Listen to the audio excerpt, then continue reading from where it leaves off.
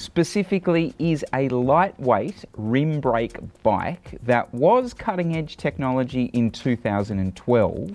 Not only relevant, but a performance advantage over what the industry is trying to sell us in 2022.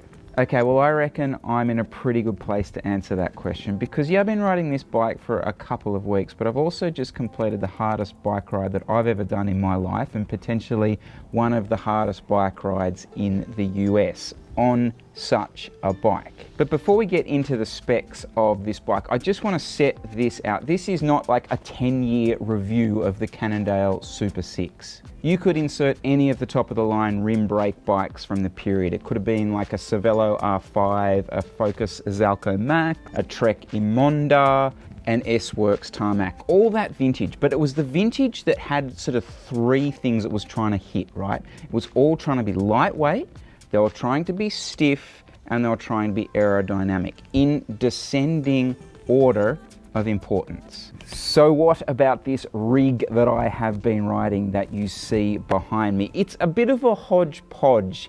That's kind of what happens when you borrow a bike shop employee's bike. They're always kind of hodgepodges, but let's just go through what is on it. It is essentially a Cannondale Super 6 Evo frame from 2012, partnered up to predominantly Shimano 7800 Dura-Ace with a 105 cassette and a Diora mountain bike derailleur on it.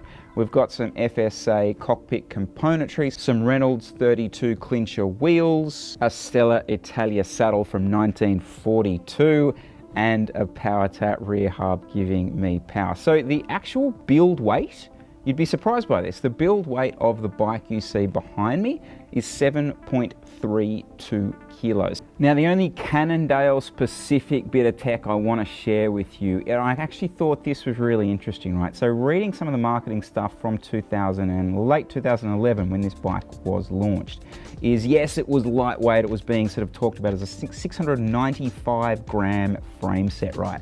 But they were big on saying we are still prioritizing aerodynamics. But here's the thing, right? So they did that by reducing the size of the tubing.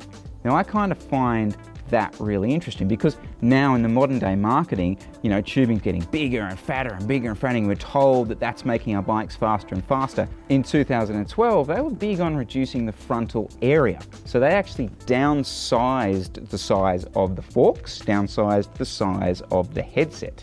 I just wanted to put that little bit in there because it is funny, like when you read this marketing stuff, like how the tone and frame of it changes like over time. All right, let's get into the meat of this. Let's get into the clickbaity elements of this video. The question is this bike relevant in 2022? Well, I would argue it is. And I would argue not only is it relevant, but it is a potential performance advantage over a lot of mid to high level bikes that we are seeing in the industry at the moment. Let me explain. Look, firstly, climbing on this thing is, well, as much as climbing is ever going to be a joy, it is a joy on this. Like, you never feel like you're being held back by it. And what I particularly love is the steeper it gets, the more it shines. And yeah, look, much of that is due to the frame weight. And I've tested this on some pretty horrible climbs with quite a bit of fatigue in you when you don't have a lot of power left. And it's come through really well. And when I say climbing, we're talking sort of 7% up.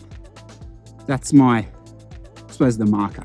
This bike, in my experience, has two flaws: false flats and rolling resistance.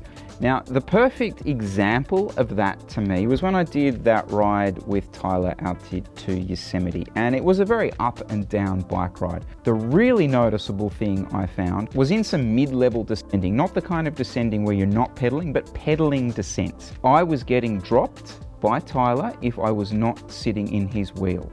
He seemed to be able just to turn over a nice easy gear and essentially roll away from me.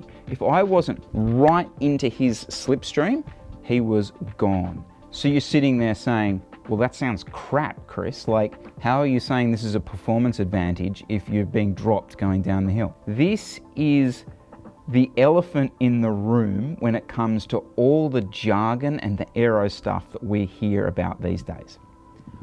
All that advantage, all that potential speed exists, but it's all above 40 k's an hour. All of it. And how many of our bike rides are at an average speed of 40 k's an hour? None of mine. Which brings me to the bit where we potentially turn this bike into a performance advantage. Because the weight bar is so low to start, we can trip this out and still be sub 7 kilos easily.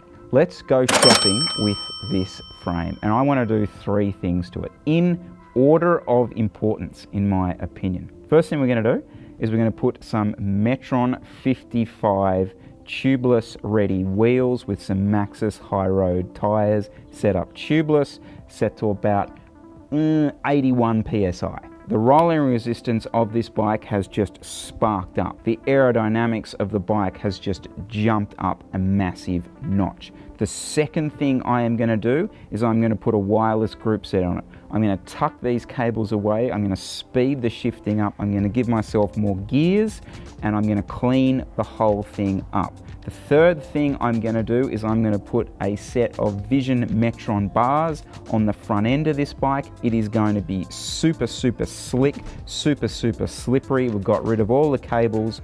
We are full aero out the front. Okay, so that's super cool. We've gone hypothetically shopping. Unfortunately, I don't have the means, the funds, or the permission to turn Mike's bike into any of that, but I think you get the idea. A lot of the aero bikes that you'll face at the moment, even if you trip it out with the lightest gear, you're still running an 8 kilo bike.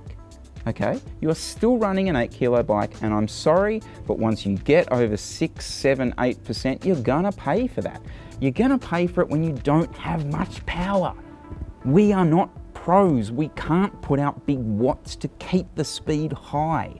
And this is what grinds me about so much of this stuff, that there's massive aero advantage to be had for professional cyclists who ride their bikes so fast. But the rest of us, like, we're not riding that fast. So we don't get those gains. We get gains out of low weight. And no, I haven't ridden a modern Cannondale bike, so it's not a like-for-like comparison for what I have actually ridden. If someone at Cannondale wants to reach out, I'm more than happy to give it a try. But they're just the numbers that they put on the website. Anyway, guys, I don't know. Am I losing the plot? It's like 43 degrees out here at the moment. Maybe I've lost the plot. I don't know. Let me know in the comments below. I've got to go save a mouse. I'll play the bit at the end roll which will explain that to you. But guys, thank you so much for watching. I'm hoping to do a couple more videos while we're here, and then we're going to go back and freeze our butts off in Australia. I'll be less ranty in the future, but I really wanted to get that one off my chest. Thank you so much for watching. Chat to you soon. Peace.